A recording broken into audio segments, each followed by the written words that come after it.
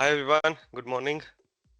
Yesterday we were looking into the joins and I had given you another case, the case 3, how many records we'll get for each joins.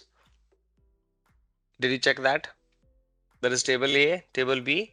We have values as 1, 1 null in table A, and in table B we have 1, 1 null. Okay, when you join these two tables, how many records we'll get from inner join, left outer join, right outer join, and full join? Okay, how many of you have tried? Okay, inner join 4, left join 5, right join 5. Madhu says right 6, full 6.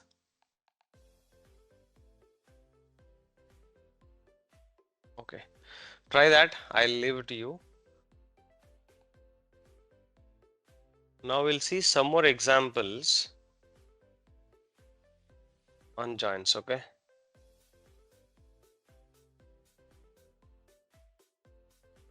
Let me go to AdventureWorks 2022 database.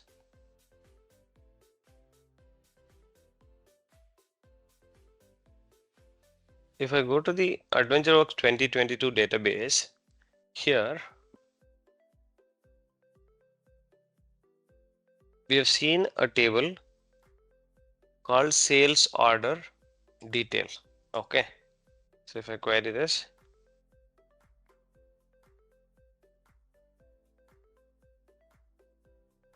sales order detail. What do we have in this?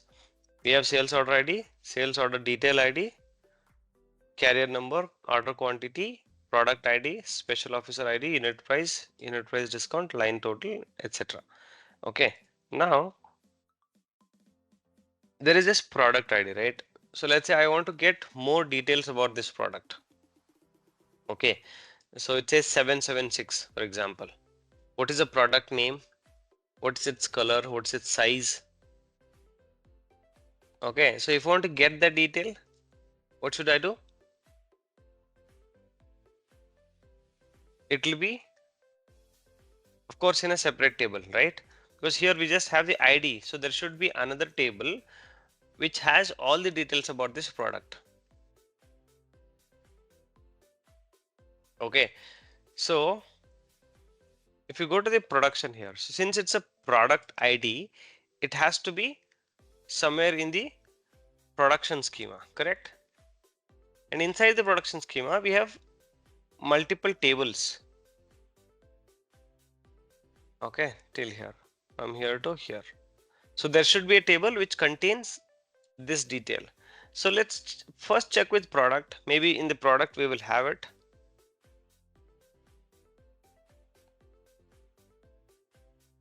Select star from production.product. If I execute this, see there is this product ID here. Okay, product ID here, and also I have product ID here in the sales order detail. So maybe this can be a common column between these two tables. So if I use this, let's say if I get details about this product, for example, I'll take this product ID 776. I'll check if it is there available in this or not. Where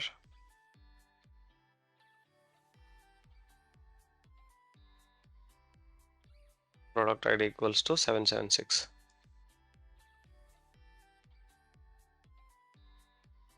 Yes, there is a product ID 776 with all the details here.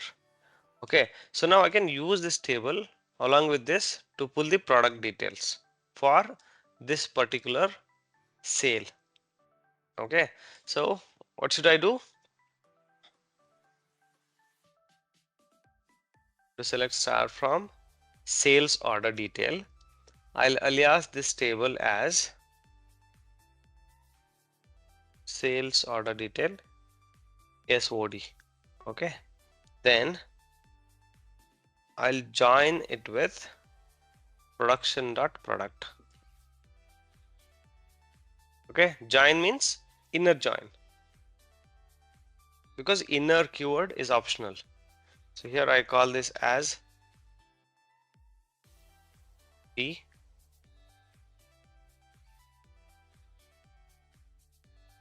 then there should be on clause, right, on which we join these two tables. On SOD dot the common column product ID equals to P dot product ID. So if I execute this, what happens? Based on this matching record, matching number, it will pull all the columns from sales order detail as well as all the columns from the product table from here to till here. Okay, but whatever columns you want, you can pull. So you can specify the columns here in the select list. So let's say I want to get sales order ID. I'll remove star. I'll type sales order ID.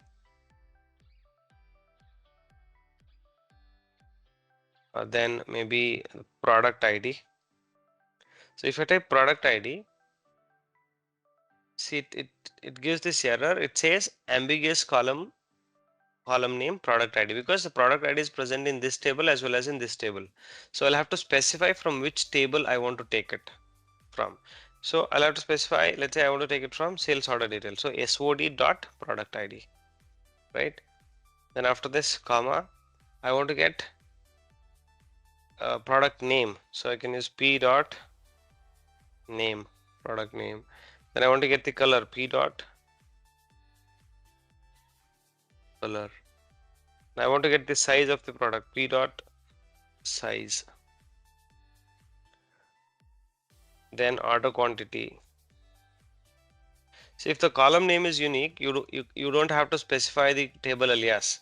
But if the column name is same, then you'll have to mandatorily use the table alias. But it is always good practice to specify the table alias so that you know which table you are getting this column from. Okay, then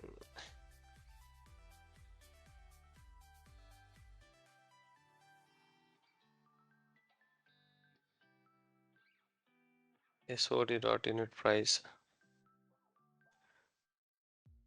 comma SOD dot line total.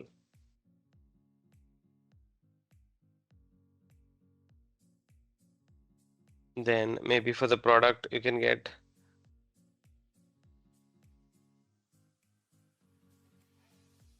P dot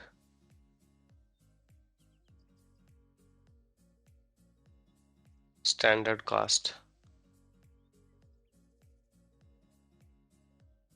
P dot list price of the product, right? So if you execute this, it will give you only these selected columns from both the tables. This is how you can join one table with other one on the common column and pull the data from both the data sets. So if you want to filter, you can apply filter on top of it, where SOD dot product ID. When you have the same name in both the tables, you need to alias the table. That is mandatory. Remember it. 776. Now it will give me details only for the product ID 776. Right?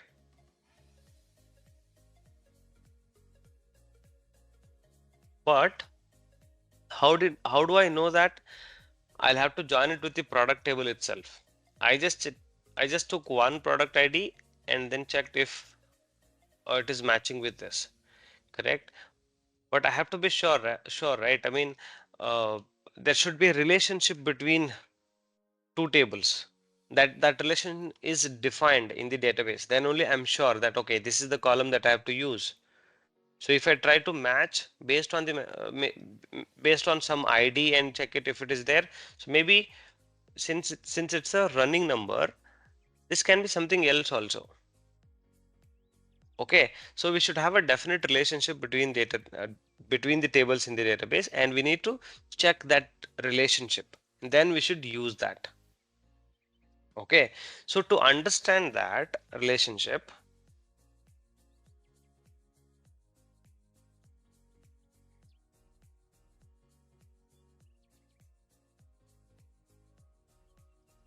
So we should understand some keys.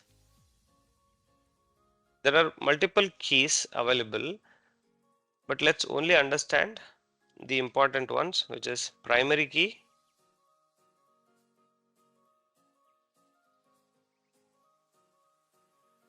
and foreign key. What is primary key and foreign key? Have you heard about this?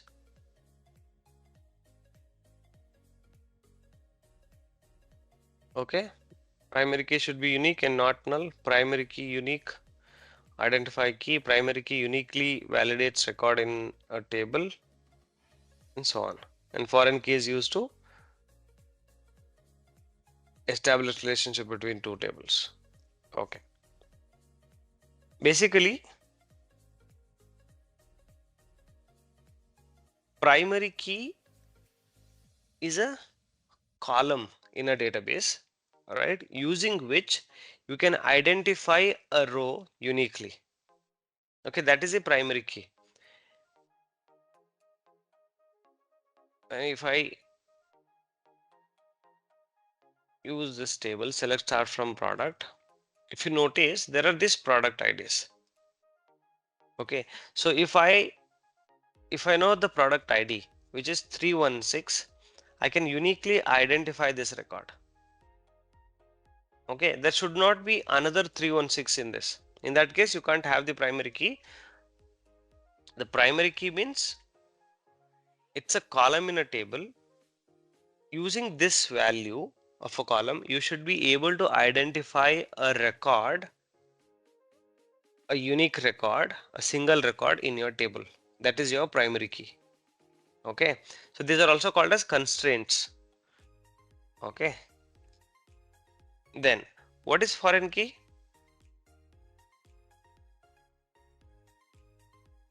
Foreign key is also a key in another table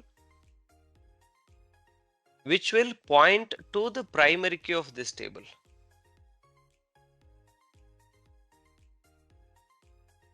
Okay, foreign key is also a key in another table which will point to a primary key of some other table.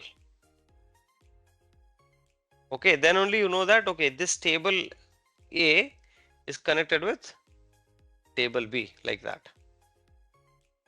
Okay, what I meant to say is,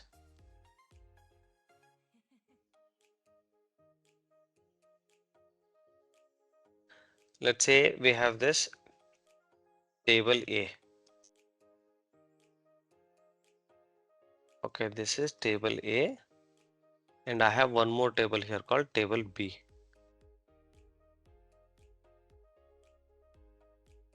Okay, so in this table I have a column.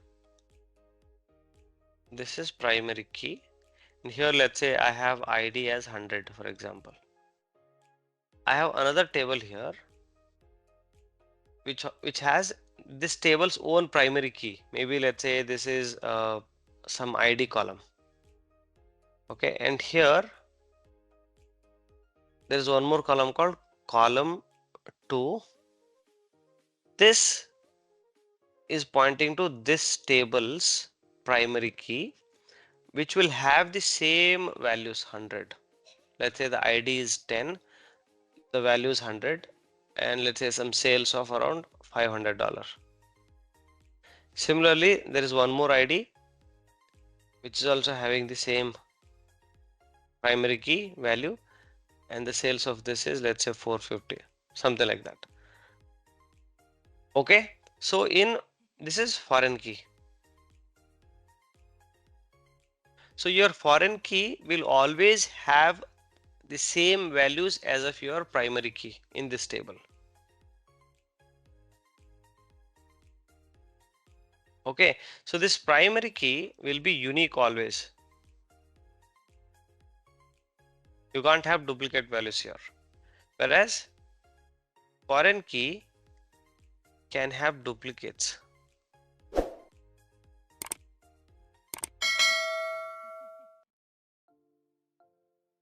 Okay, if you take in R this example only, the sales order detail as well as product, in the product table, this value is unique, whereas in the sales order detail, this value is repeated because this product can be sold multiple times in this table, right? For every sales entry, there will be a product number entered into the sales table. That's the reason it can have duplicates here. Okay. Now, how do we see this relationship? What you can do is, you can go to this table here in the Object Explorer, go to sales order detail.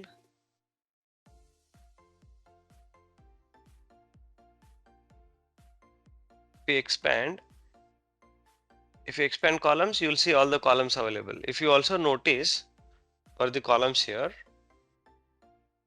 so you see some key icons here.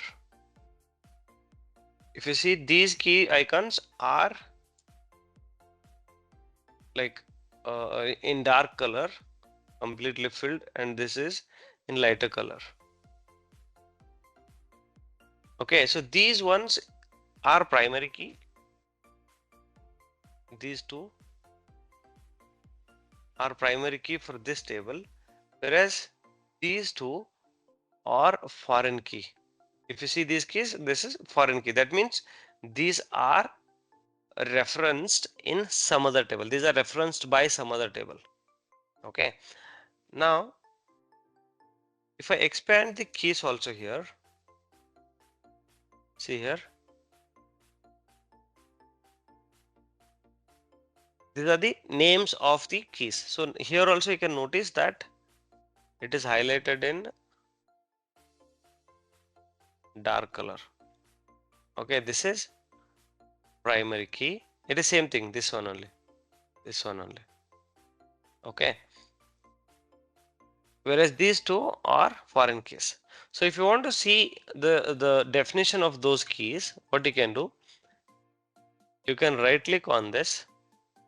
If you name it like this, then you can easily find it. Let's say they have named it like this. They have named it as primary key pk underscore sales order detail underscore sales order id underscore sales order detail. That means primary key on sales order detail table on these two columns, sales order id as well as sales order detail id. So it's not that you can have only one column as a primary key, you can have multiple columns, which is called as composite primary key. Okay, if you right click on it, script as create to new query window you can do, or you can also copy this script to clipboard, but I'll take it to the new query window.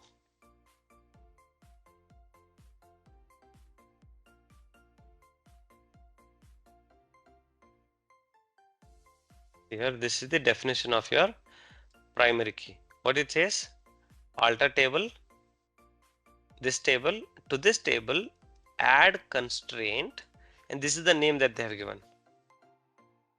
Okay, then primary key clustered. Okay, I'll come to this later. Clustered, there is something called clustered and non-clustered. Then they've used these two columns for the primary key. That means if you use these two columns in combination, you should get a unique record from this table. Okay, that's what it means. Now, if I open this one, sales order ID,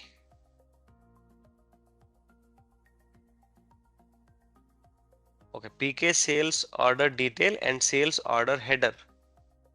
If you execute, if you right click, script as create to,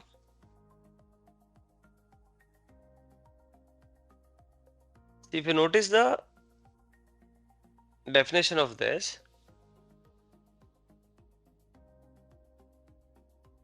alter table sales order detail with check, leave this. So add constraint, then the name of the foreign key sales order detail, which is connected to sales order header on sales order detail order ID, foreign key, which is the foreign key, sales order ID. Okay, one second.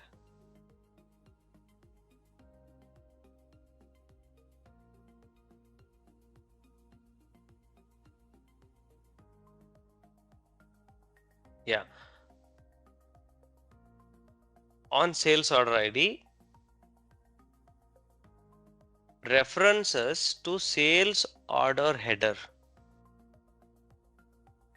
References to sales order header. That means this table on sales order ID. That means the sales order ID in this table. See, this is primary key as well as foreign key. Here it is mentioned PK and FK both. Okay. So this order ID refers to this table sales order header and this column there. So it will always have the values from the sales order header in this table. So this indicates that there is this relationship between these two tables. So whenever we are joining, we should look for the primary key, and in this case primary key is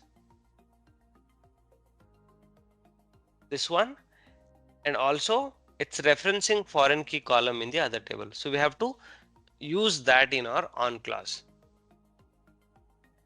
Okay, but for the product here we don't see the relationship. Let's check if it is defined in the table creation itself. Let's script as create to. We'll see the table definition of this.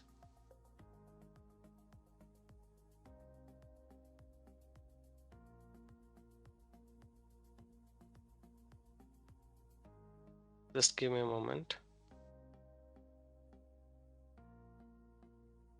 Yeah. If you notice this relationship, I think you should see it here as well. That's what it says here. This one, if I open this one,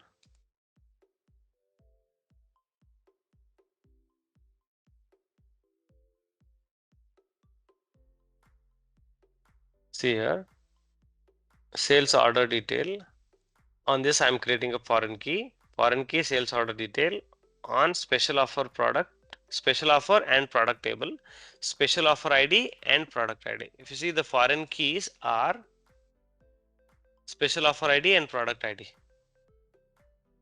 which references to sales special offer product on these two columns.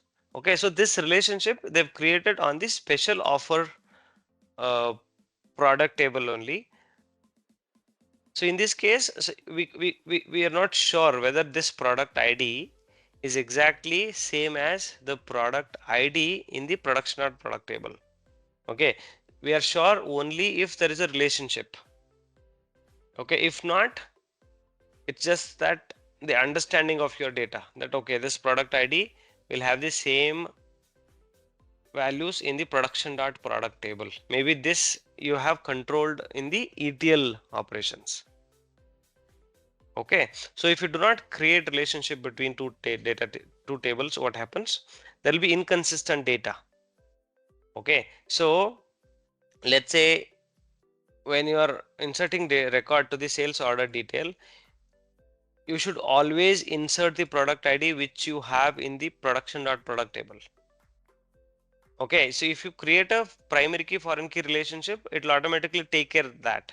If you try to insert some other value, it won't execute. It will throw error saying that the foreign key constraint error. Okay, integrity error it will give.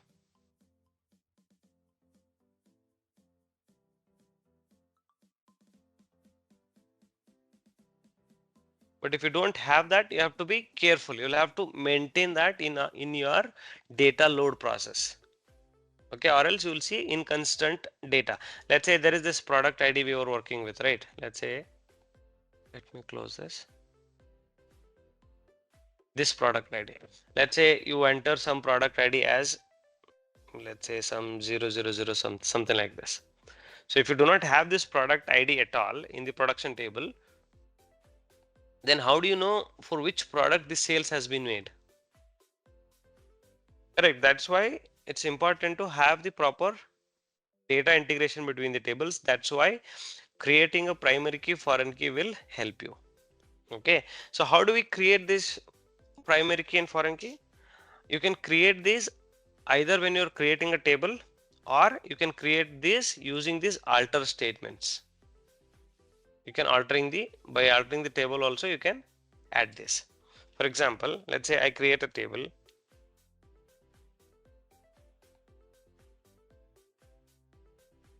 Create table.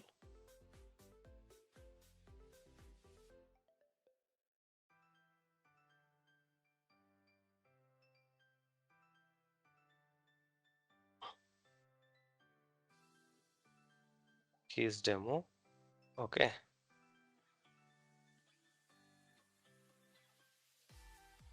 Call this as ID integer. Immediately after this, you can write primary key.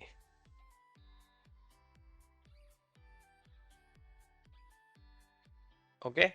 So to make this capital letters, you can hold Control Shift and U.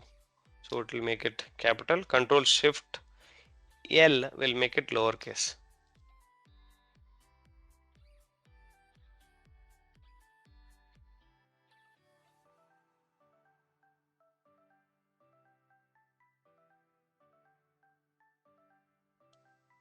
Okay. Then after this, you can give name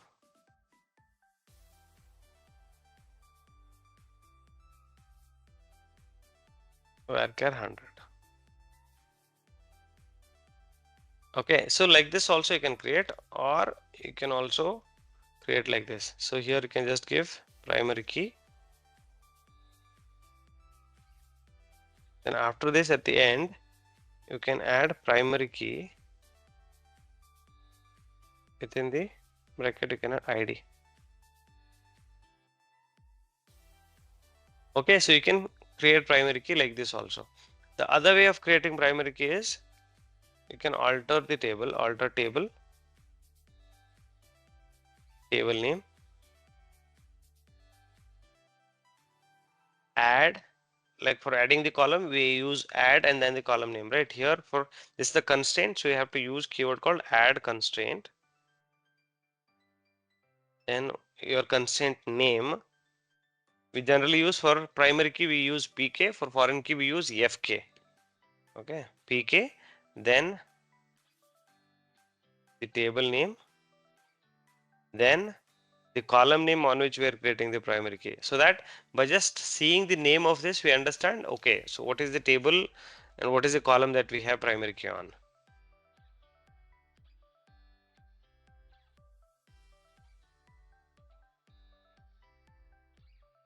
Then primary key, and in the parenthesis mention the column on which you want to create the primary key. So this is other way of creating the primary key. Okay, you can run any of this. Let me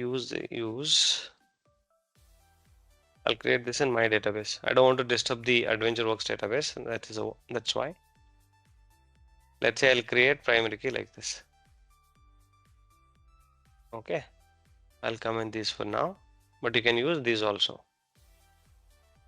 Now let me insert into keys demo, insert into keys demo values.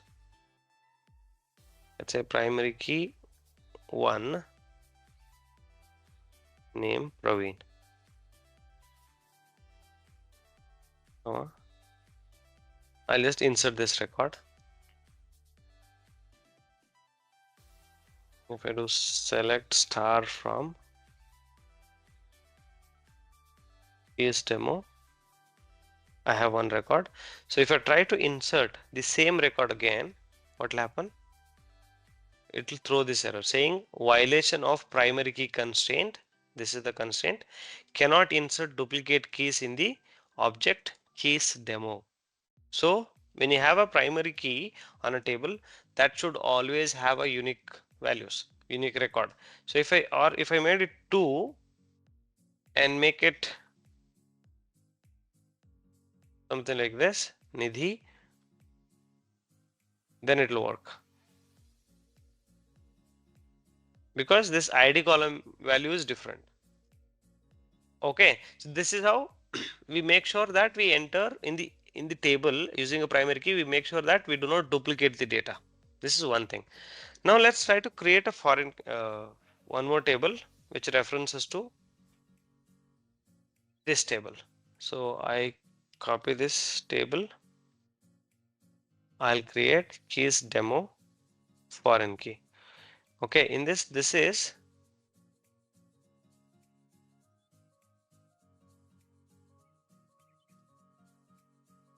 this column's ID. Okay, this is primary key in this. Now I'll create one more column here called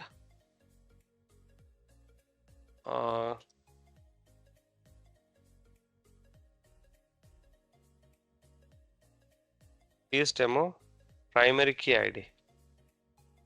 Sorry, keys demo ID column, keys demo tables ID column. Okay, int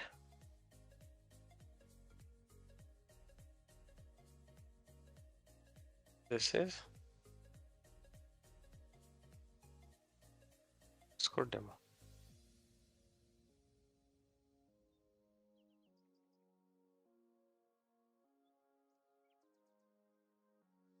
Now here, while creating this table itself, or else I'll just create this table first. This table is created. Now I'll add a foreign key to this table. Add alter table. Which table I want to alter? This keys demo foreign key table. Then add constraint.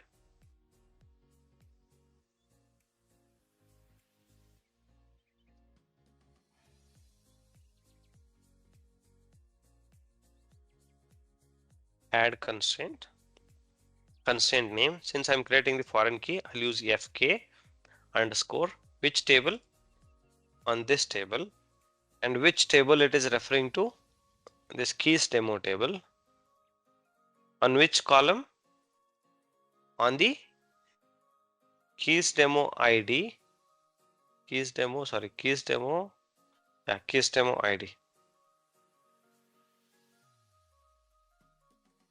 ID and ID column from this table. You can use like that also.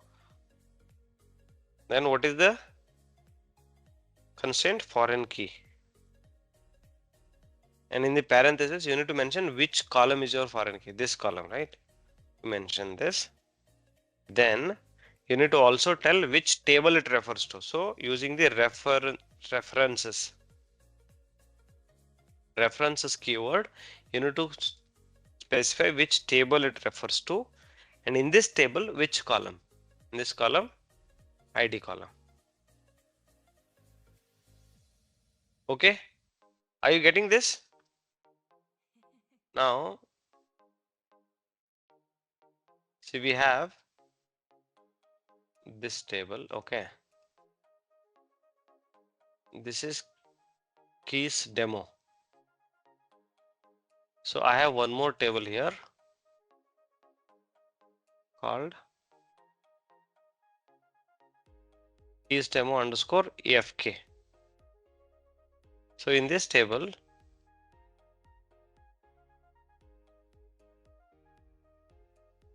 this is ID column, this is name column. In this table, I have keys demo fk ID. This is primary key for this column. I have keys demo kd ID column, which will be the foreign key for this table, and then name column I have. Now what I'm doing, I'm creating a foreign key on this column. That's what it is. I'm altering this table using this alter statement. Alter this table and add constraint as this name. Okay, and this name is not mandatory, it is optional. Okay, if you don't give the name, SQL Server will take some random name. Okay, so it's always best practice to give a name so that you can reference by it. Okay, so this is the name of your constraint. What is the constraint? Foreign key. On which column you are creating? You are creating on this column, and this references to this table, which references to this table on this column. That's what this syntax means. Now if I execute this, see, this also created. Now let me try to insert some data to this. Insert into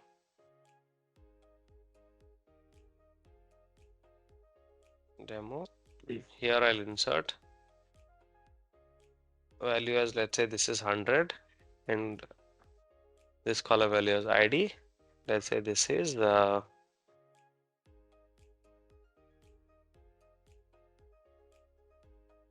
demo one. Okay, if I execute, it'll, sorry.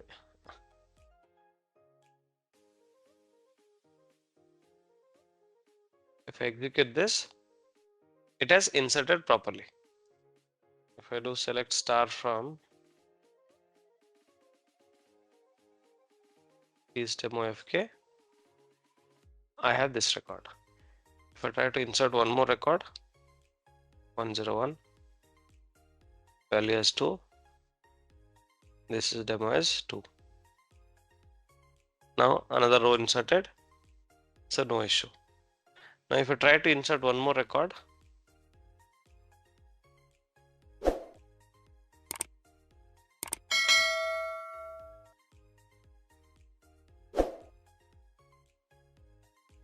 let's say I try to insert one more record as 3 and the ID as 3.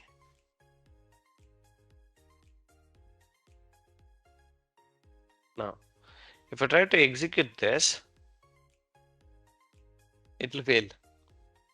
What is the error it is giving? The insert statement conflicted with the foreign key constraint, this one. The conflict occurred in the database, this table, and this column. So it gives you this warning, the foreign key conflict error. That means whenever you try to insert any record, let's say this record, for example, this, when you try to insert a record which is not there in your referenced table, here it will fail.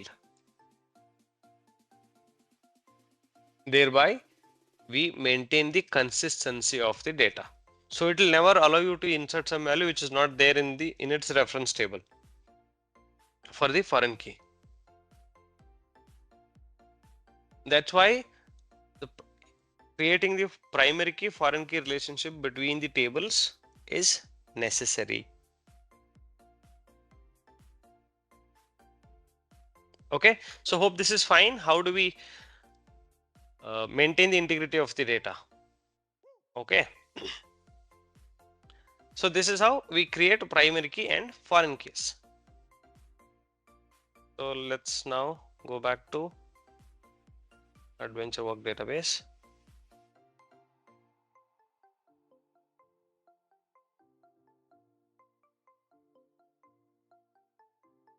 Now, so whenever you start working with any new database, for example, this is also a new database for you, right? So this is how you need to, let's say you want to pull some data from a particular table, let's say from the sales territory table. Okay, then you should check in the sales territory table. Let's say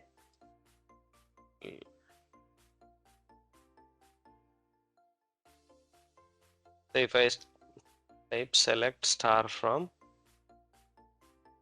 sales territory table. So now here also we have some IDs, right? I have territory ID. Let's say for example,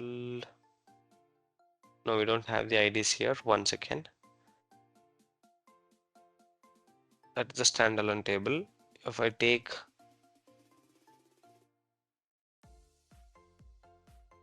sales.salesperson,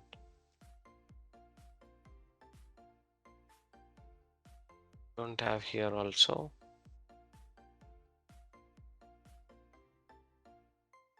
Maybe we'll take this one, sales order header. Yeah, if you check in this, so we have so many IDs, like customer ID we have, salesperson ID we have, territory ID we have. These are all the IDs, right? So if you want to get the details about this, let's say this customer ID is there. So if you want to get details about the customer, so maybe you can look if there is a table called customer, but we do not have a table called customer here. So how do I know that which table I should join on this column to get more details about the customer? In that case, what you should do, you should expand this table, go to the keys and check if there is any relationship with the customer ID. If they have named it, you can name it like this, you can easily identify. If they don't name it, you still need to open and check. Generally, if the relationship is created, it will be named by like this, so it is easier for you to know. So if I script this, so now it says on this column there is this foreign key created. On the customer ID column, this column references to the sales.customer. Okay, sorry, sales.customer table is also there. So it references to the sales.customer on the customer ID column. So if you join sales order header with the customer table on the customer ID, you will get to know who is this customer. Okay. That's how you need to open tables and understand the relationship. And also one more way is, if you right click on the database here, right click on the database, there is something called new. Okay, not on the database.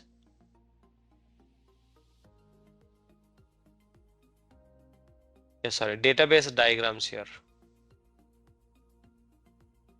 If you execute right now, we don't have any diagrams, right? If you right click on this table and create new database diagram, here you can choose the tables.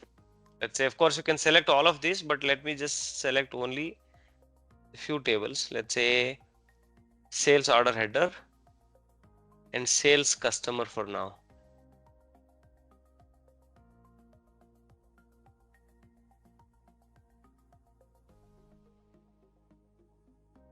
Yeah, customer, this one. You need to hold control key to select these multiple items, and I'll also select sales person, and also there is one more called sales territory. I've selected sales territory, salesperson, and sales customer, and sales order header. Let me click on add.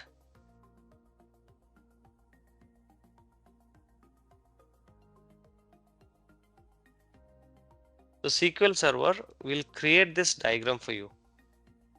You can minimize it using your control key. You can also adjust these like this. Okay. So SQL Server creates a diagram like this. Using this also you can understand the relationship.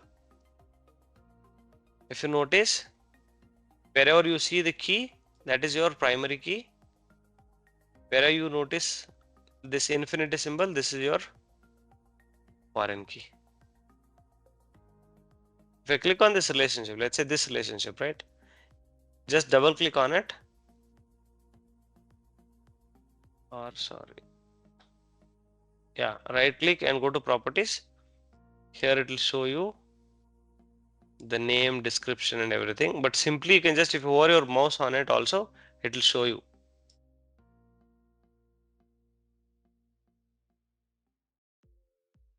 It will show this relationship here. Okay, like this also you can understand. So like this you can create this database diagram for all the tables in your database, and you can understand which table is related to which one.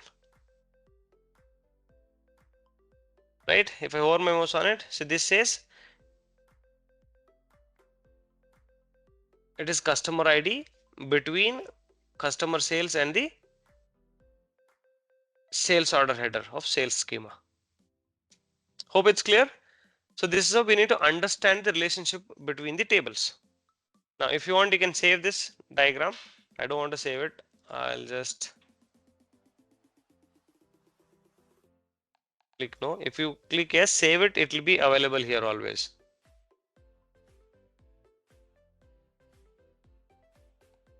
Now,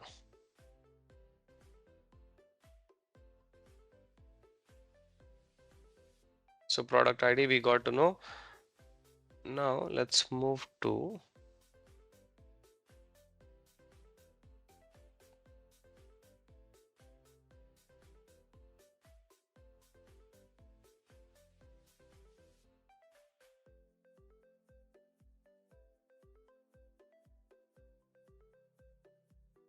okay. So if I use sales order detail,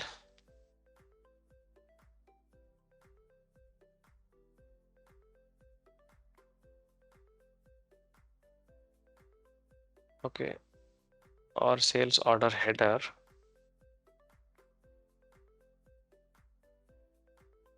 okay, in the sales order header, let's say we have this territory ID, okay, and if you open here, you should see territory ID here, okay. So what it says sales order header table is connected with sales territory table on territory ID. So let's say if I want to know what is the sales for a particular territory, I can use alias as SOH sales order header join sales dot sales territory as ST on SOH dot territory ID equals to ST dot territory ID. If I execute this, see now you'll get all the columns from the sales order header as well as all the columns from the sales territory. Okay, so I don't want to get all the columns. Let's say I want to pull SOH dot sales order ID, and let's say I want to get SOH dot order date,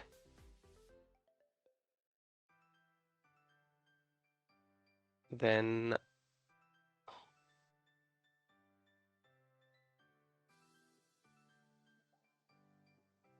salesperson ID,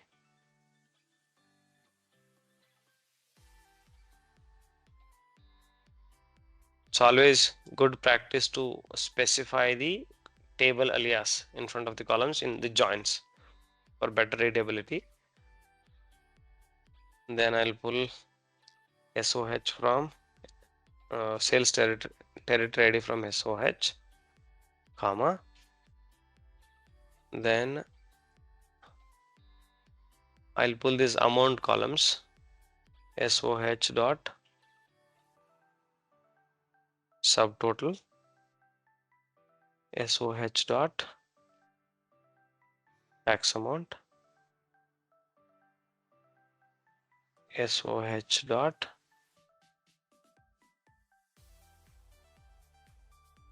right, SOH dot total due, like this. This is SOH.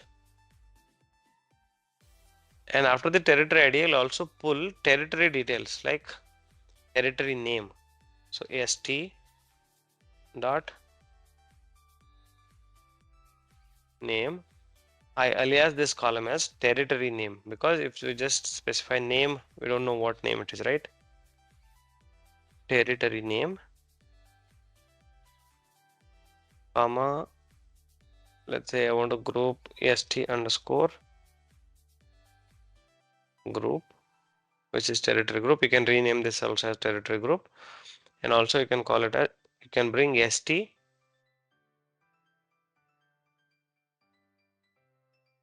country region code, or maybe it's not required. I'll just only pull these things. If I execute this, okay, since group keyword, group is a keyword which we use in the group by, So you need to put it within the square bracket.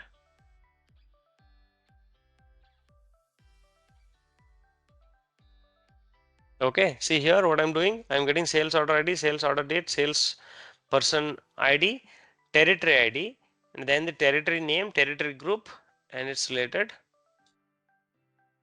amount columns. Now, since I have joined my data with the sales territory table, if I want to know what is my sales by each territory, I can use the group by. Right? Earlier we were doing the group by on only one column to group the data. Now let's use sales territory columns to group by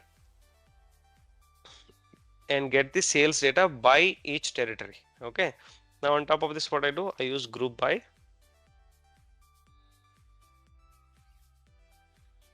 Group by sales group, or maybe group by name st dot name column. Okay, so here you can remove all of this. You can just take st dot name, because what is the condition for group by? All the columns in the select statement should be part of your group by, or should be part of your aggregation function. So I'll remove all of this. I'll add sum for all of this. I want to do sum of this as subtotal, and sum of this as X amount, sum of this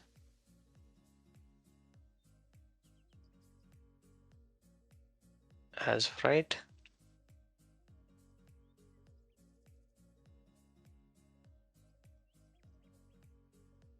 as total due. Correct? Now what happens? I'm seeing the total sales from the sales order header by each territory. By each territory in Australia, I can see what is the total order, total sales. In Central Territory, what is the order? In Canada, what is the total order?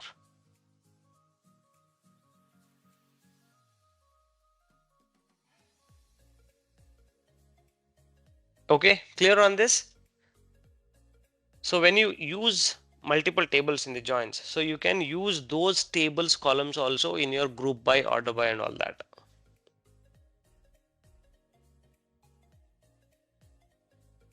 Right? Then I'll copy paste this above query again.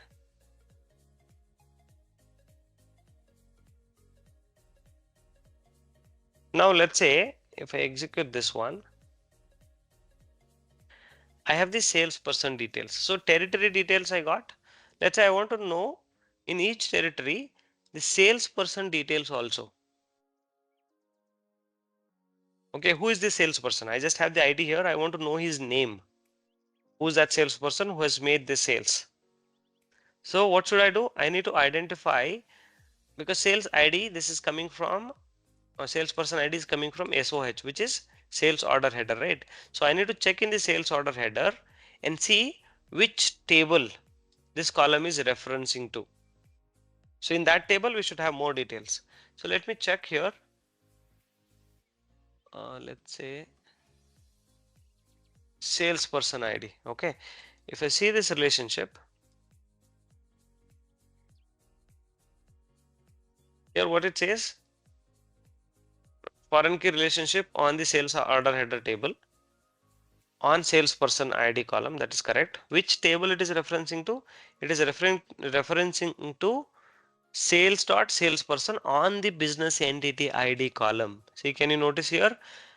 Salesperson ID column from a sales order header is referencing to sales.salesperson table on the business entity ID. That means we need to join the salesperson ID on the business entity column of salesperson table. So let's check what we have in the salesperson table.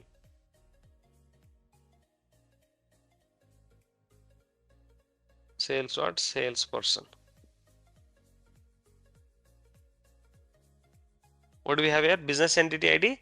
But if you notice, we do not have the salesperson name and his other details. It just has business entity ID, his territory ID, his sales quota, what is the bonus he has earned, what is the commission percentage, what is his total sales till date, okay, for this year.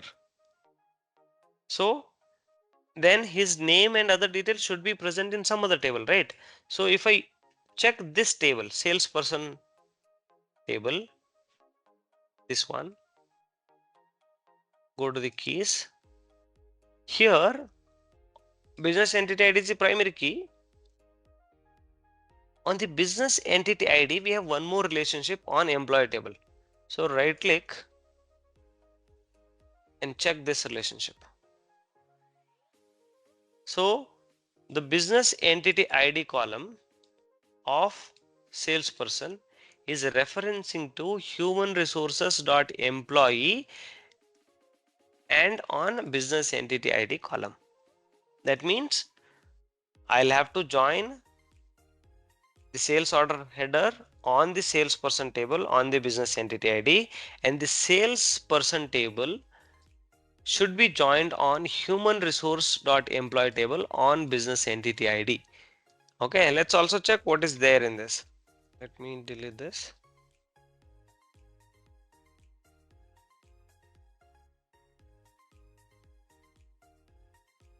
Select star from. If we have the name and other details of this employee here, salesperson, then we can get it from here. If not, we'll have to look for other table if that data is available in some other table. Click on execute. Now if you notice here also, business entity ID is there, his national ID number is there, login ID is there, organization code, organization level, job title, date of birth, marital status, gender, hire date, salaried flag, vacation hours, leave hours, current flag, and these auditing columns. So here also we do not have his name. So that means we should have his details maybe in some other table. So let's check this employee table if this has a relationship with any other table. So if I go to the human resource employee, if I expand the keys, here I have employee to person. There is a relationship on the business entity ID. Let me expand, get that definition. Now if you notice, the business entity ID column of employee, human resource employee, is referencing to person.person table on the business entity ID column. So let me take this table and check if this has our required details.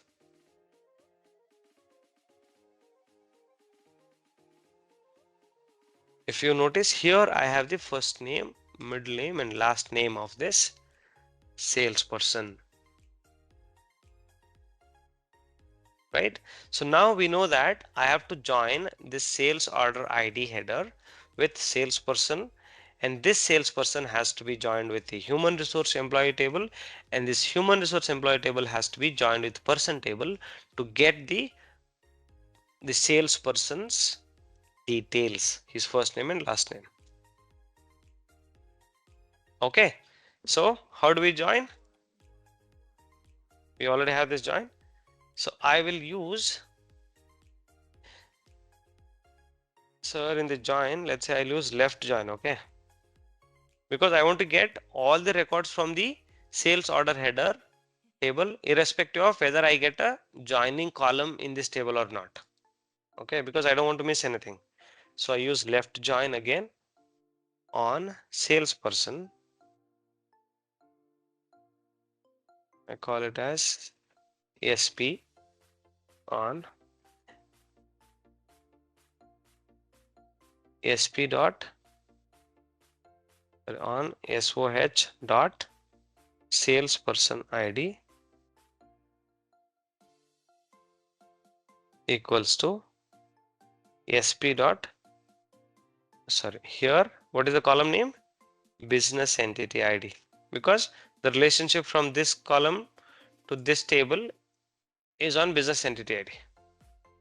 Then I'll have to use left join Then I have to join it with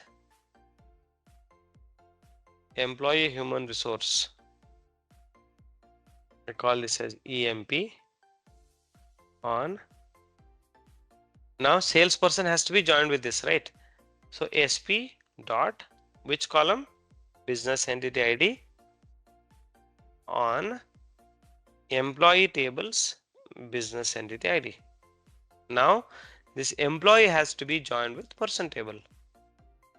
So use left join, call this as PR on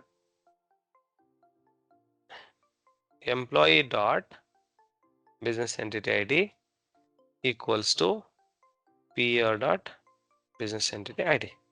Now from the last table I can get the salesperson details. So which is PR dot first name,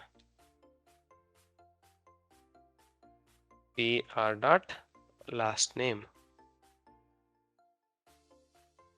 Now if I execute this query, along with the salesperson ID, I'll also get his name, first name and the last name.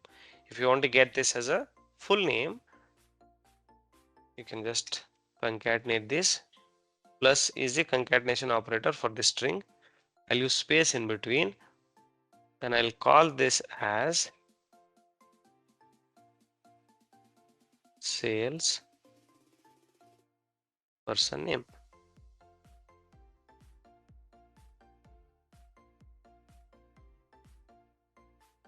Now if I execute this, I get this salesperson name.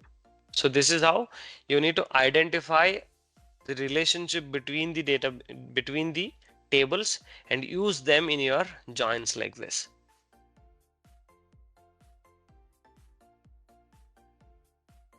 Clear, all of you?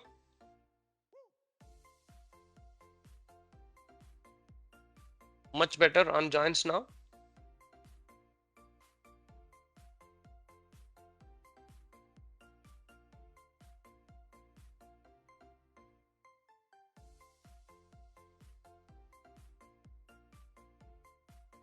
Yes, no?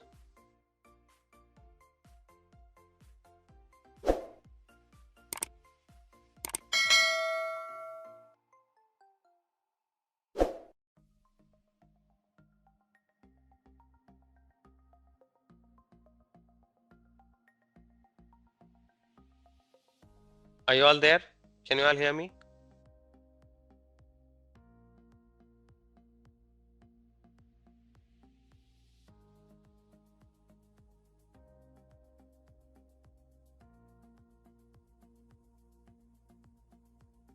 Okay. So why are we using left join here is that, let's say there is this sales order header. If I use inner join, what happens? What will inner join do? It will only get the matching records from both the tables. Okay. So if let's say there is no match on a particular column, so from your sales table, that sales record will be excluded. Irrespective of whether we get a match in these tables or not, we should get all the sales data, right? For example, there is this salesperson table. Okay, let me query this sales order header.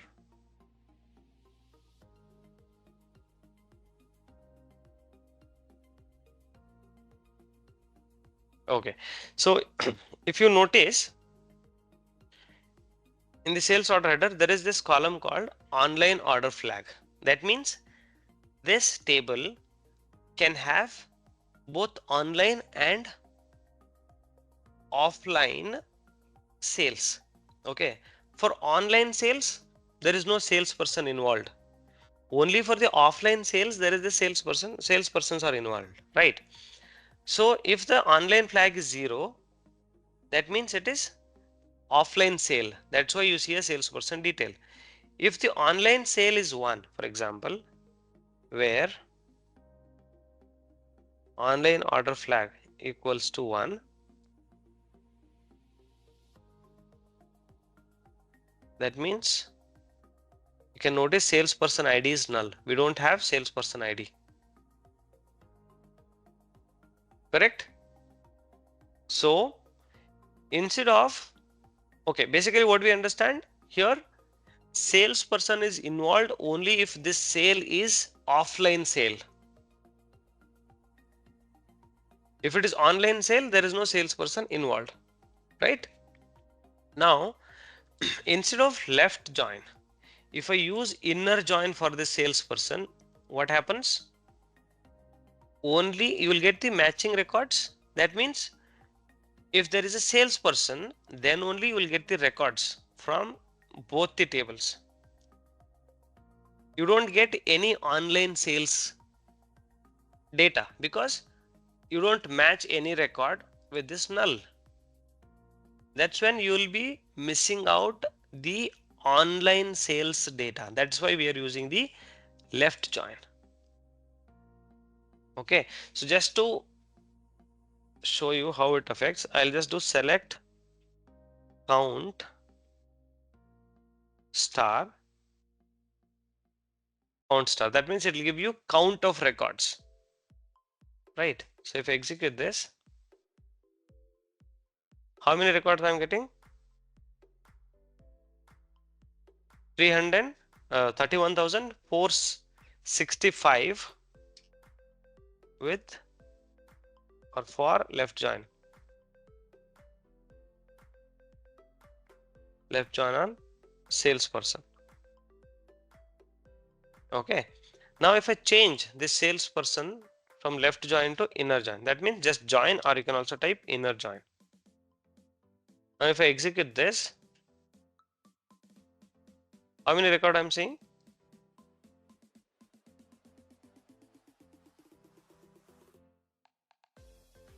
Only 3,806 for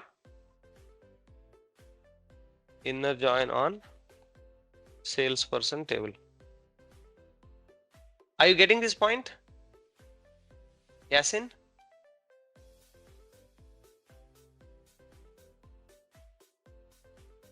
Okay, so whenever you want to get all the records from the left table, okay, irrespective of whether there is match or no match, then you should use left join. If you want to get only the matching records, then you can use inner join. So in this case, we'll have to use left join itself. Then only we'll get the proper data, or else we'll miss the online sales data.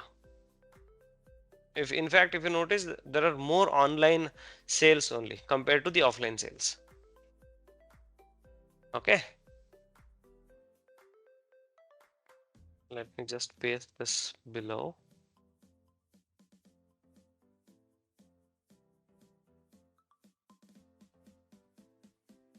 That's why you'll have to be very careful when you are using these joins. You should know which join you should use, and you should know why are you using that, first of all.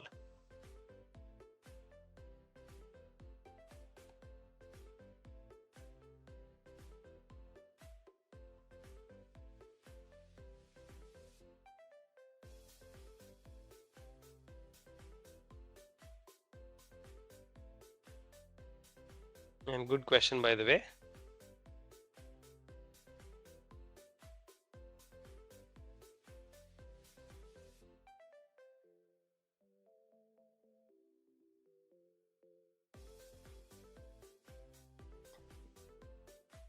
Okay, so this is how we use the joins. I think we can stop joins here, so you can explore more on this, but this is the basics about the joins. In fact, we have seen it in detail as well. Let me just show you one more thing. You remember we had talked about the case statement. Let's say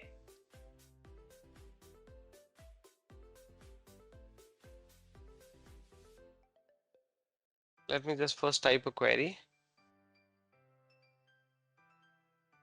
I'll take this query only. Here, let's say I don't want the territory information. Select SOH dot sales order ID.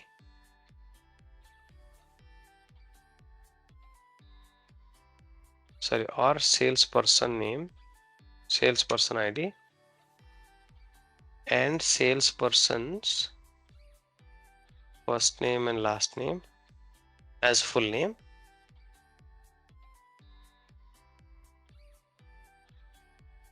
Then I want to know how much is the revenue by online sales and by offline sales. So what I do, I write sum of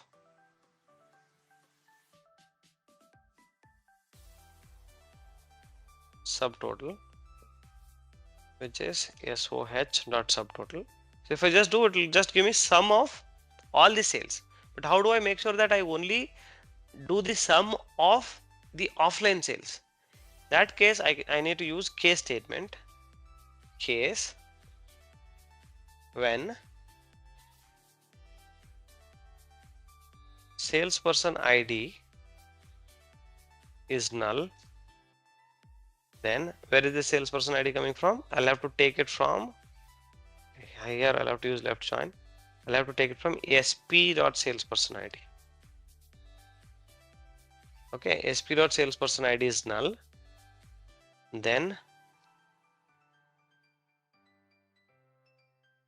SOH dot subtotal. I need to end it.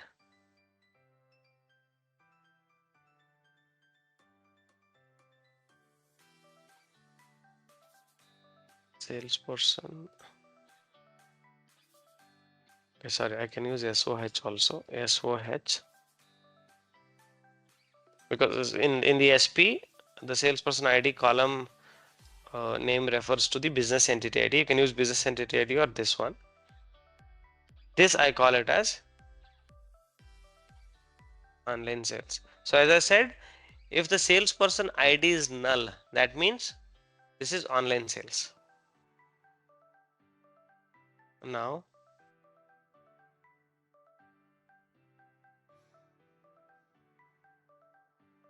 if the salesperson ID is not null, then only I'll count this. I call this as offline sales.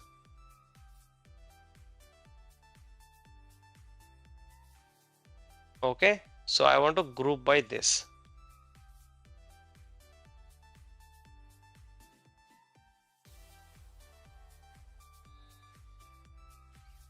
Group by, you don't have to use alias here, just use the original columns. Execute. Can you see here? Salesperson ID null, then that's why salesperson name will also be null, and these are all the online sales. And wherever there is salesperson, then you will get the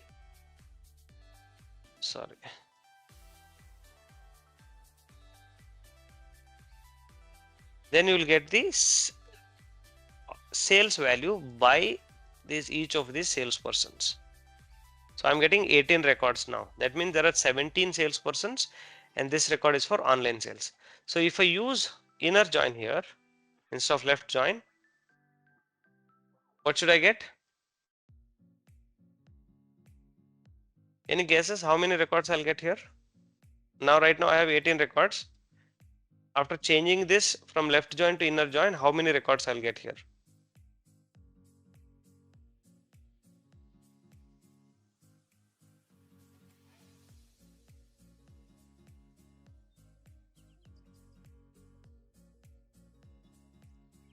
Null, that means how many number of records? Do you mean null by 0 records?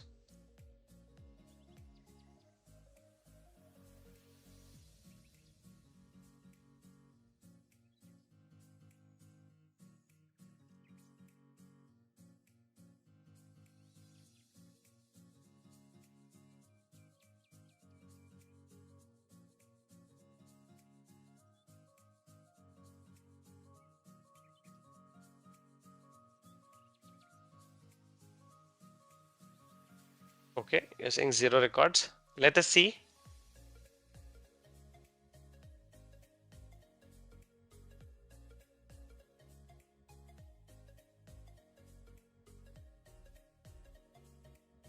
17 records we are getting because there are already 17 salespersons, right? So 17 records are there in this, and those 17 records are matched with this one, right? There are 17 matching records already. That's the reason you'll get 17 records. Only one record will be removed, which is having salesperson ID as null, because which entry is not there in the salesperson, that will be excluded, which is the online sales. Are you all following this?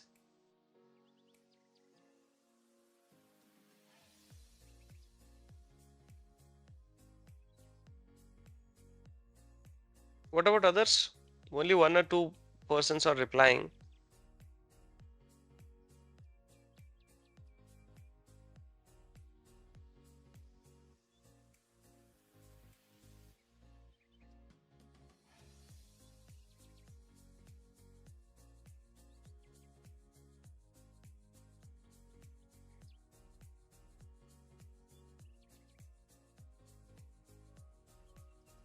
Okay,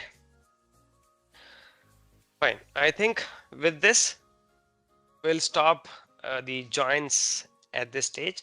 So hope you have understood how joins will work. So you can explore this more with different joins like right outer join, full join, and you can also create this database diagram and see the relationship between the tables and try to use those. So if you notice, for example, in the sales order header, we have so many other ID columns, like we have customer ID, salesperson ID, a bill to address ID, ship to address ID, shipment method, and there is also called status. You can check all of these and try to bring this data. So bill to ID address means there is some address table where the addresses are saved. So that address is referred using this bill to address ID column. So you need to track back to its address table and pull the address here.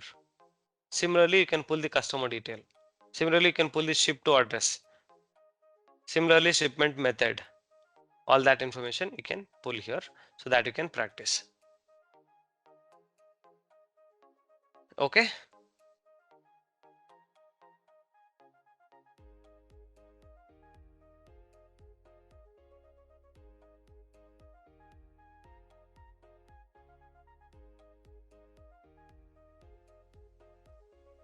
Now, like how we have tables, there is something called views in database. What are views? Views are called as virtual tables. Okay. That means data inside the view is not physically saved. It is virtually saved. Okay. If you take table, for example, select sales order header, that means your sales data is actually stored in this table physically. Whereas in case of views, the data will not be stored, just the structure of the table is logically stored, and when you do select star from that view, whatever query you have written inside the view will give you the result. For example, let's say I have this table, right? Query, right? If you want to get this information, sales data by each salesperson, every time you have to run this query, you have to save this query somewhere. I am saving this file here, right?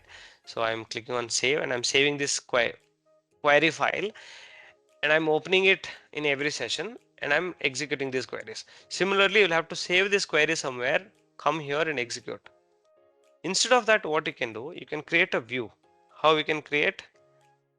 We use create keyword for anything we want to create.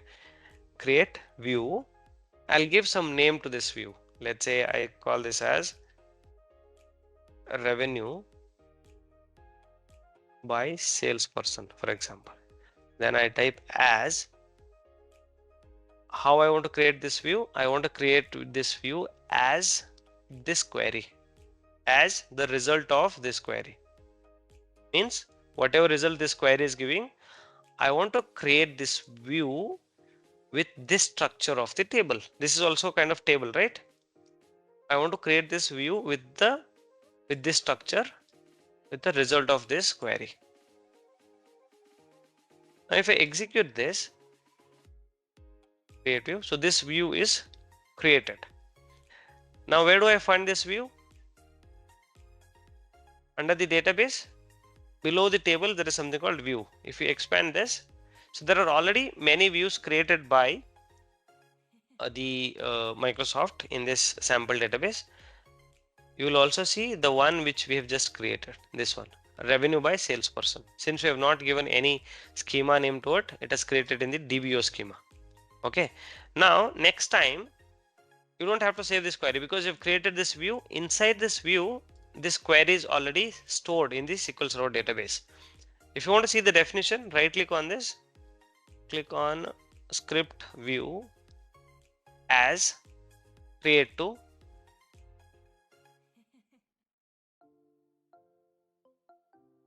So this is how it is saved. Your query is saved in the SQL Server database. So you don't have to save this query again and again. What you can do, you can simply come here and you can type how you query the table. Similarly, select star from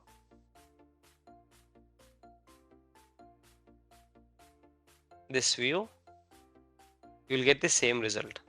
Means what this will do, whenever you execute, SQL Server will go to this view and checks what is the definition of this view. The definition of this view is this query. It will execute this query and fetches you this data.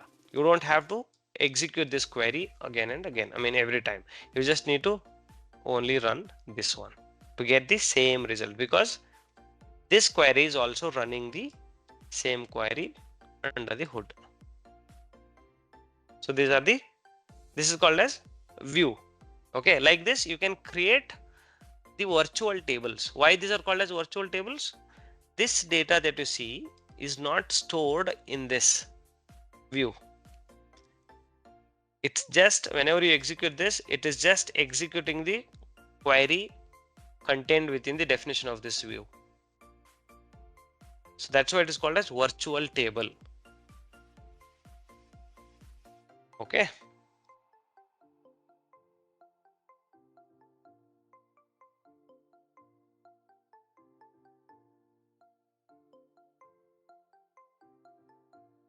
Now there is also something called, so why do we create this view?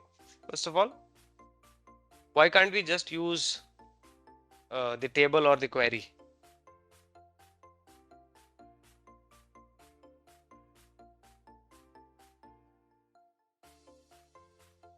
Because let's say if you take the sales order header, right? So this has so many columns. So you don't want to share all the information with the user. Let's say you just give this query to a person who wants to see this data. If you give this query, means you have to give him access to this table also for him to execute. So when you give him access to this table and all of these tables, he'll be able to see the entire data from this table. So instead of that, let's say you don't want to give him all that control, all the access. So instead of that, you can select whatever columns you want him to see. You can add them in the select list of your query, create this view and give him access only to this view, not to these underlying tables. So that means he will be able to see only these columns, nothing else. Even though you are using these 4 tables right now, you use 4 tables, 10 tables, 100 tables, the user who is executing the view will not see the underlying tables and all the underlying data. He'll only see what you show him with this select statement. That's why we use views. Okay.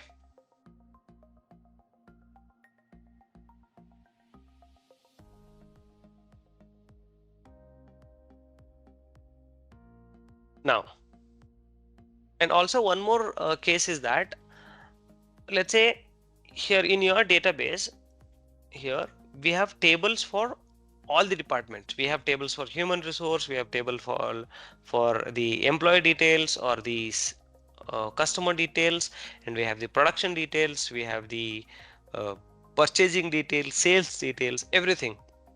So you don't want to give access to all the tables to the persons who wants to see only the human resource data. You can create a view on these human resource tables and give them access to only that view, so that they can only see the human resource data from that view. Let's say if you want to give sales information to the sales team, so you create a view with the sales tables and give them access on that sales view. Similarly for the employee details also, employee table also. So for the employee, you don't want him to see all the sales details, right?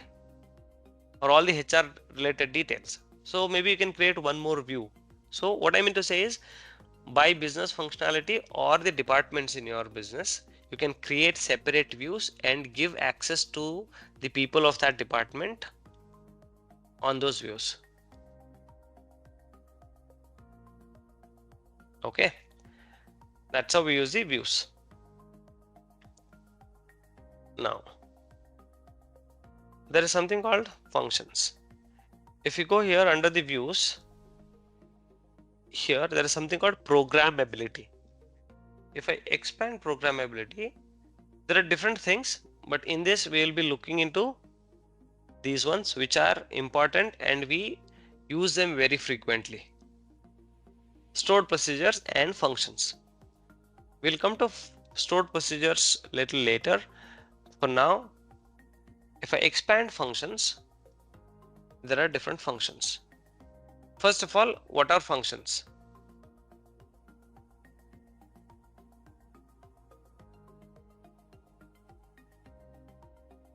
Function set of operations which execute when it is called. Okay. Maybe can we call it as a named query?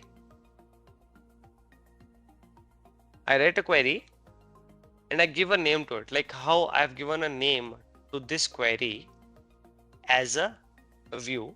So instead of executing this entire query, I'm just executing by this name of this view. Similarly, function is also a named query. You can create a query or set of queries and we give a name to it and we execute that query by this name. How it is different than the views? Here in the function, you can specify the parameters. You can input the values to the function. Based on your input, the query will give you different result. Okay, so that is the main difference. So here we have different functions, right? We have table valued functions, we have scalar valued functions, we have aggregate functions, and we have some system functions. Okay, there are so many system functions. Okay, we'll come to the scalar and table valued function later, but let's look into the system functions. Under the system functions, aggregate functions. We know about these aggregate functions already, right? Like we have average, sum, min, max, count. These are all the system functions. What do we have? First of all, system functions.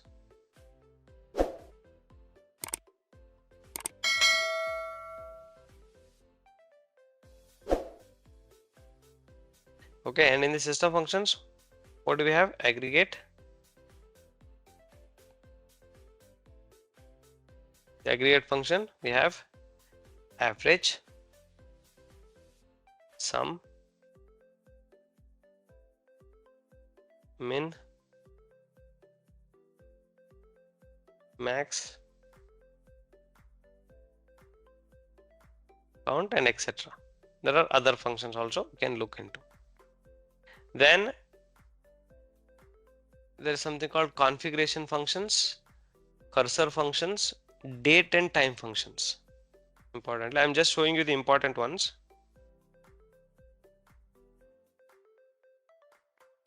Date and time functions. In the date and time functions, what do we have? We have get date, right?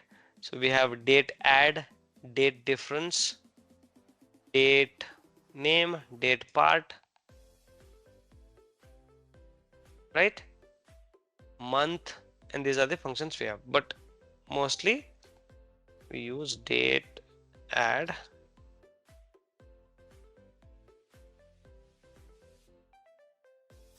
date diff. These are the date and time functions, etc. Then we have mathematical functions, metadata functions. Under the other functions, we have these set of functions, hierarchy functions, security functions, etc. Then string functions. Under the string functions, we have substring, we have left, we have ltrim, rtrim, then we have right, rtrim, etc.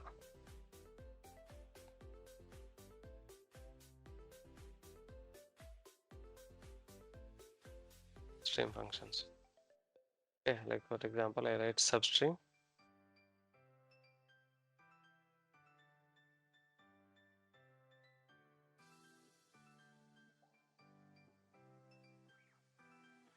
Substring left, right,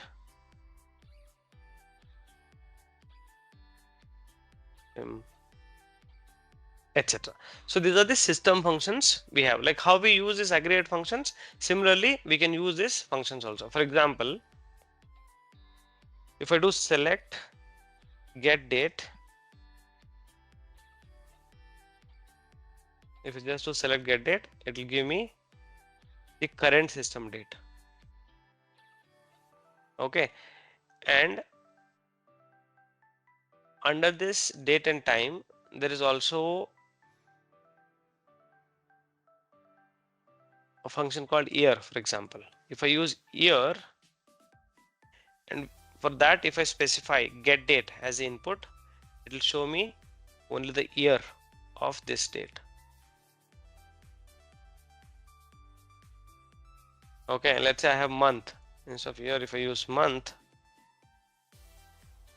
it will give me the month. Right. And we have date add, date diff and all. So let's say I use date add. Here it takes 3 parameters. Interval, that means whether you want to add a date or a day or a month or a year or a quarter. So let's say I want to add date D. Then increment how many days I want to add. Let's say I want to add 30 days. Then expression, let's say to which date? Let's say to get date. So to this get date, what I'm doing, I'm adding 30 days to this get date, means current date.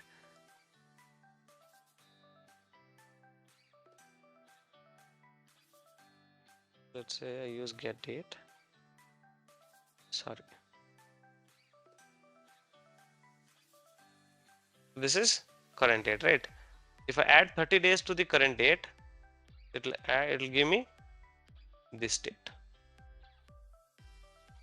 Okay, similarly, if you do date diff, if you want to see the difference between 2 dates, date diff, here the interval again, what difference you want to see, whether you want to see the difference between 2 dates as days or months or quarter or year, that you can specify. I can specify D, and starting date time, let's say get date or some date I'll specify 2024 01 01. Okay, so this is 1st of this year. Now I want to know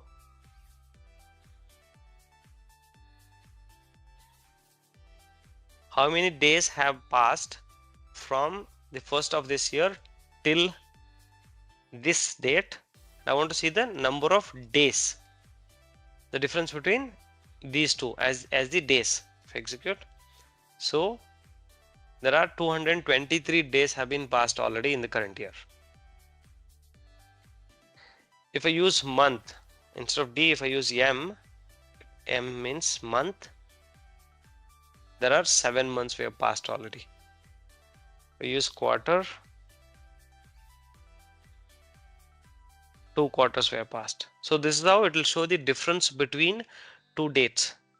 So using these get functions, get date, date functions, you can get the first day of the month, last day of the month, first day of the quarter, last day of the quarter, and then you can use them in your calculations. This is how we use the date functions. And string functions, hope you know, to get the substring, left value, right value, trim, pat index, and there are so many functions like that. So you can explore more on that. So these are the system functions. System functions as in built-in functions. SQL Server have these functions inbuilt. So you don't have to create this. You can just use them. You just need to give the proper parameters, input values to it, then it will do the required operation and then give you the result. Okay, these are the date diff. So using the date diff, you can find a age of a person, right? Let's say in a column you want to, there is just a date of birth column in the employee table, for example. You want to see the age, okay, of people. Let's say based on their age, you want to see how much salary they are drawing, something like that. If you want to do some calculations like that, you can use the date of birth to get date to current date, see the difference, how many years, and by year you can find the amount that they are drawing as a salary or something, or whatever you can choose. That's how you can use these functions. So these are called as system functions.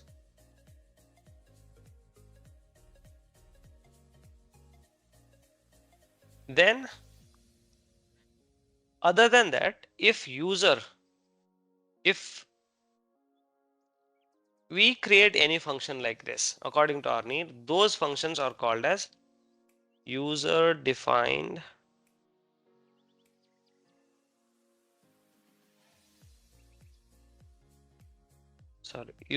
functions. These are system functions which are readily available in the SQL Server. These are user defined functions. We also call these as UDFs. Okay, in user defined functions, what are the functions we have? We have scalar functions,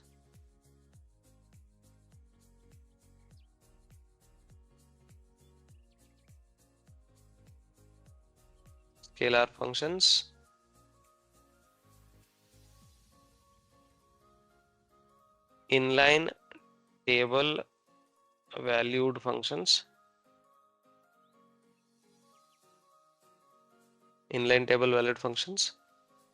multi-statement,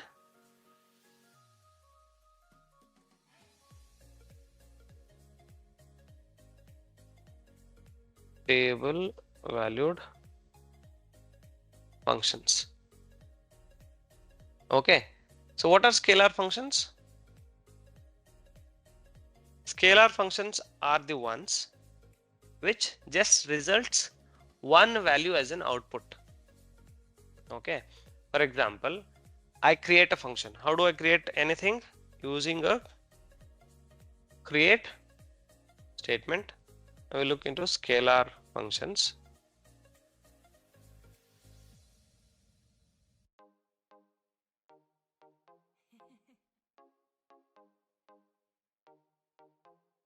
Create functions as, let's say, create function.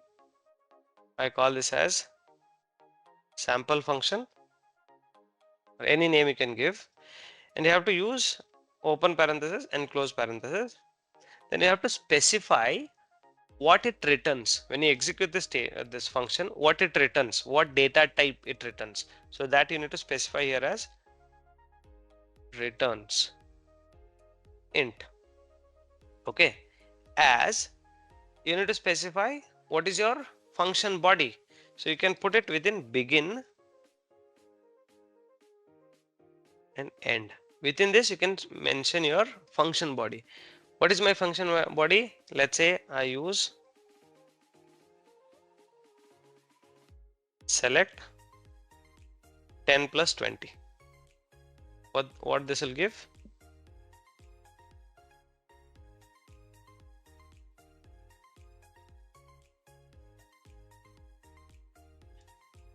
It is giving 30 as the result. Okay, now if I create this function, okay, this says select statement included within a function cannot return a data to a client, because we just have the select here. So we have to use one more keyword inside called return or returns.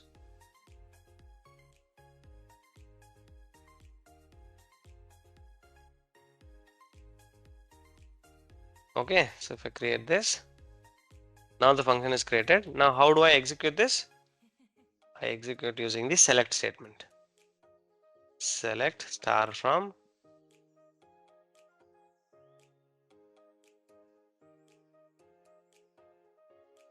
select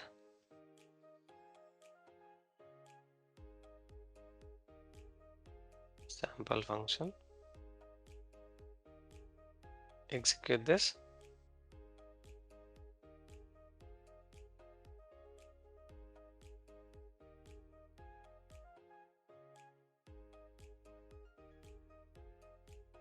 Second, yeah. So for function, you need to mandatorily use the schema. Okay, then only it will work. So just do select this function. So whatever query I've written inside this, it will return that. Since it is returning only one single value, that's why it is called as scalar function.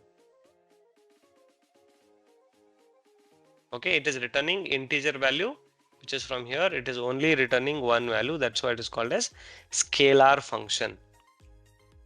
Okay, so you can also parameterize this. So here 10 and 20 I have hard coded here, right, inside the function. You can also parameterize this. How? You can copy this. So inside the function definition, I'll add two parameters. What are parameters? Parameters are a placeholders which are used to input values to your statement inside the function. Let's say I'll use two parameters. Let's say first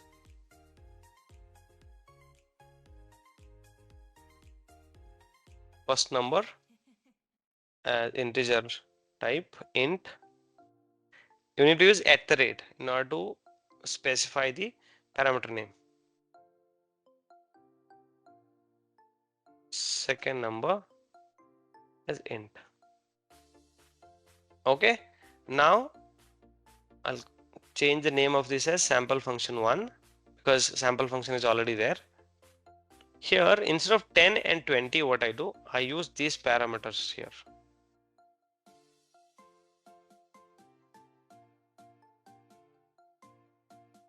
Okay, and I'll create this function. Now while executing, what I can do, earlier I was just executing like this, right? Select function. So if I try to do the same thing, now what it says, an insufficient number of arguments were supplied for the procedure or function. This one. So that means it is requiring few arguments to it, so you're not supplying that. That's what it is saying. So I'll enter, let's say 10, 20. Then I execute this. Now it is showing me the result of, but I call this as sum total, something like this.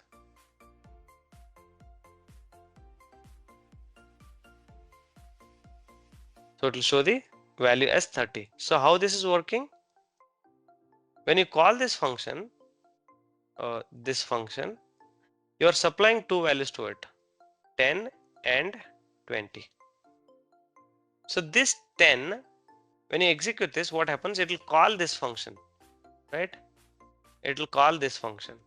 So when it is calling, it checks that, okay, it takes two arguments. So you have supplied two arguments. The first argument will be assigned to this value, this parameter, and the second value will be assigned to this parameter.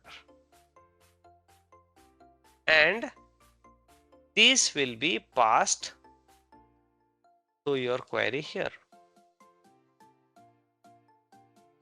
So the value 10 and 20 are passed to these parameters, and these parameters will be passed to this query, and this query will have the value as 10, for this as 10 and this as 20, and it does 10 plus 20, it will give you a result of 30.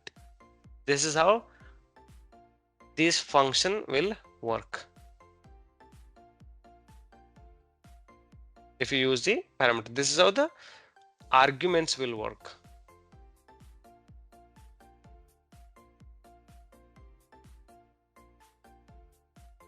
Clear? Any questions still here? So how can we use this in our database query that we have? For example, okay, this is the scalar function, right? Okay, so here it's okay.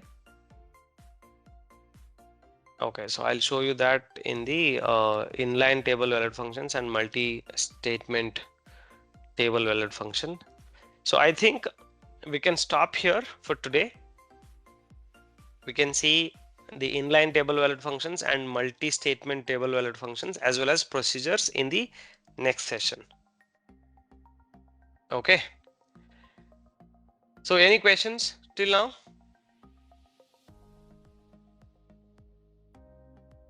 Yes, scalar function will only return one single value. That's why it is called a scalar. Do we mandatorily need to use select in return? No, it is not mandatory. You can just use 10 plus 20 also. I mean, it depends. So for scalar function, we use returns. For other functions, you can directly use the select statement itself. Okay, which we call it as table valued function, which returns the entire table itself. Okay, but for the scalar, yes, we use return. Okay, fine then. So practice these before coming to the next session. Please practice all the things that we have done till now. So that will help us to go ahead with the other topics. Okay, thank you so much for joining in. See you in the next session. Bye bye.